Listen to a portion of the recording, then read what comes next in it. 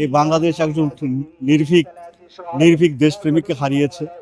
এই বাংলাদেশ যিনি ছিলেন নারী শিক্ষার আহ, পথ প্রদর্শক, যিনি সবকিছু যিনি ছিলেন সত্যিকার অর্থে দেশপ্রেমিক। আমরা একজন দেশপ্রেমিক নেতাকে হারিয়েছি। শুধু এই দেশ হারিয়েছে, শুধু দেশ হারিয়েছে বললে ভুল হবে। একটা মহাকালের জন্য একটা একটা মানে যুগের একটা সমাপ্তি ঘটছে। একটা যুগ একটা বিশিষ্ট নেতাকে হারিয়েছে, নেত্রীকে হারিয়েছে। যে নেত্রীর হাত ধরে বাংলাদেশের নারী শিক্ষার উন্নয়ন হয়েছিল, বাংলাদেশের যারা প্রতিবন্ধী ছিল তাদের শিক্ষার উন্নয়ন হয়েছিল, জাতির উন্নয়ন হয়েছিল। এই জাতির উন্নয়নের জন্য এই নেত্রীর প্রয়োজন ছিল। আরো যুগ যুগ ধরে এই নেতার প্রয়োজন ছিল, এই নেত্রীর প্রয়োজন ছিল। এই নেত্রীকে আমরা আমরা হারিয়েছি বললে ভুল হবে।